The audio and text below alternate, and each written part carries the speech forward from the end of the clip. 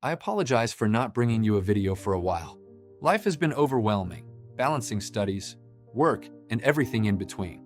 But even through the chaos, I continue to make these videos for you. Why? Because I genuinely dream of a fairer, calmer, and more humane world.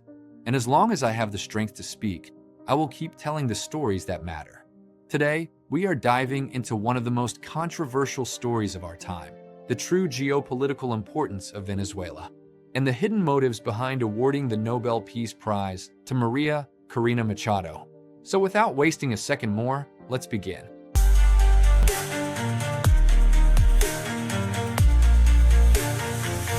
Stay unbiased. The Nobel Peace Prize for 2025 was awarded to Venezuelan opposition activist María Machado. She currently says that the country's oil resources should be privatized, and she wholeheartedly supports the sanctions imposed by the United States on Venezuela. That is why the world sees that there is some ulterior motive in awarding her the Nobel Peace Prize. History confirms that this is not the first time that the Nobel Peace Prize has been misused to achieve political goals. I think I explained it well in the previous video. In such a context, Donald Trump, who is branding Venezuela as a drug kingdom, has also approved the CIA to invade Venezuela. This is a unique revelation about the overthrow of the Nicolás Maduro regime, which exposes how the American operation against drug trafficking in Venezuela and Machado's Nobel Peace Prize are intertwined. Venezuela is not just another South American country ruled by a dictator who has disobeyed the United States. Anyone who looks at the world objectively can see that Venezuela has become the center of the ongoing resource war of the 21st century, and that is the most meaningful definition that can be given to Venezuela. As well as the world's largest proven oil reserves, Venezuela also has one of the world's largest gold reserves. It is also said to be rich in the mineral coltan, which is essential for technological production. In fact, Venezuelan politics and other issues related to it cannot be simply divided into black and white. This is because the potential of the state has become a battlefield where the agendas of several parties clash. Regardless of the current situation, a study of history shows that Venezuela has followed a pro-American policy in international relations since the beginning of the 20th century. However, all that changed in 1998 with the rise to power of a young socialist leader, Hugo Chávez. Chávez, who had distanced himself from relations with the United States, turned his attention to powers such as Russia and China, and also sought to establish close relations with Iran.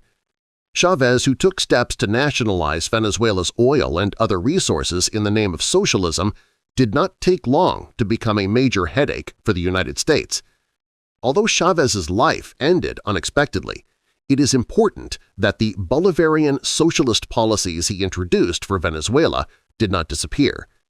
A strong reason for this is that his successor, Nicolás Maduro, was a close friend of Chávez. Maduro sought to retain control of the country's mineral resources, intensify state intervention, and use the revenues to fund socialist-style social security programs. The state-owned oil company known as PDVSA played a central role in the country's economy, but it is widely acknowledged that the model had serious flaws. Venezuela's economy was almost entirely dependent on oil prices. With the collapse of global crude oil prices in late 2014, Venezuela's economy almost collapsed. Corruption, inefficiency, and inflation also played a major role in destroying the economy. As the economic crisis intensified, it should not be surprising that a political crisis emerged in the country. However, the result was that Maduro's rule gradually took on an authoritarian form. In this way, accusations of imprisoning opponents, suppressing the media, and using state power to suppress the opposition were also built against the Maduro regime.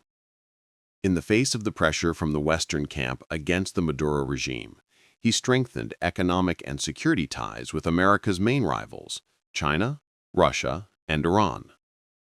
This had a strong impact on the failure of the United States to bring down the Maduro government. even with the economic sanctions imposed on Venezuela since 2015. Indeed, it is not wrong for the U.S.-led Western camp to interpret Venezuela as a dark shadow of the China-Russia alliance that has formed on its doorstep. American strategic thinkers may also read it as a state with an arbitrary rule that is endowed with essential resources but does not allow them to touch them. Therefore, overthrowing the Venezuelan government and installing a regime subordinate to its will has been a top goal on the Western agenda for more than a decade. Establishing democracy is the slogan used for that. Despite all efforts, it has not been possible to overthrow Maduro's rule because the Venezuelan opposition has been divided into many factions. Although it is like a chaotic network, the most powerful and right-wing part of the opposition is represented by María Corina Machado. Her agenda is directly aligned with the Western agenda. Her main economic promise is to privatize all state assets, including the state oil company, upon coming to power. Critics say this gives Western multinationals like Chevron Lubricants and ExxonMobil legal permission to plunder Venezuela's resources. She also believes that the Maduro regime can be overthrown through maximum pressure, and her continued support for American officials is a highly controversial event. She also says that all options should be put on the table, which some critics see as an indirect invitation to a military coup.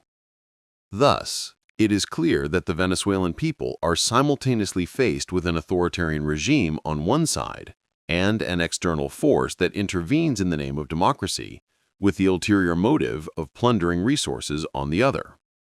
The support of such external forces by internal forces like Machado has become not just an option for the Venezuelan people, but also another tragedy. On January 26, 2024, the Venezuelan Supreme Court ruled that Machado was legally ineligible to run in that year's presidential election. This was based on a decree that had been issued against her, prohibiting her from engaging in political activities effective from 2021. The original decision, which was based on allegations of corruption and support for the U.S. sanctions imposed on Venezuela, was valid for 15 years. Thus, Machado, who was a local agent chosen to implement the Western agenda, was politically inactive. However, the process is also considered to have taken place at the direction of Maduro. Western powers may have wanted to give their inactive agent moral authority and international attention. Accordingly, the Nobel Peace Prize was awarded to Machado on October 10, 2025. This is why many commentators believe that the real purpose behind awarding Machado the Peace Prize was to use her as a weapon to overthrow the Maduro regime. The day after she received the Nobel Peace Prize, she named Donald Trump as the rightful recipient of the prize. I ask you, can there be a more treasonous statement to her motherland than to say that she should receive the Peace Prize to a ruler who, rather than maintaining military bases around the world and spreading his dominion, imposes sanctions on her own country and conducts drone strikes and exerts maximum pressure? Isn't this exposing the true director of the script she is playing to the world? In response to a recent media question, Donald Trump has said that he will authorize the CIA to carry out a land invasion to combat Venezuelan drug trafficking, not just at sea. This is clearly a warning to the Maduro regime. However, according to American data, 84% of drugs enter the United States through its southern border. So if the United States really wants to combat drugs, it should focus on countries like Mexico. So all of you who think objectively and rationally will probably agree that this Venezuelan operation has another purpose. Anyone who looks back at history will undoubtedly understand whether the final result of this intervention, which brings about reconciliation through the awarding of the Nobel Peace Prize to María Machado, will not be another divisive one. I have not explained what has happened in the last 25 years through similar invasions in the name of democracy. You may remember how, in 2003, an invasion was carried out in Iraq, claiming that it had chemical weapons. Although chemical weapons were not found, Western oil companies received oil contracts in Iraq, demonstrating to the world the effectiveness of their strategies. Similarly, in 2011, Gaddafi, who was a paragon of power at the time, was killed in Libya, claiming to be a humanitarian intervention, and today, Libya is a completely failed state where even the slave trade takes place. However, now Libya's oil resources are owned by Western countries. Thus, you can probably understand how politicized the Nobel Peace Prize has become. So, until we meet again in another video, I'm going to say goodbye for today. Don't forget to comment your thoughts below. If you haven't joined our channel yet, please subscribe by clicking the red button below and turning on the bell icon so you'll be notified when we post a new video. That's all for today. Have a great day, everyone.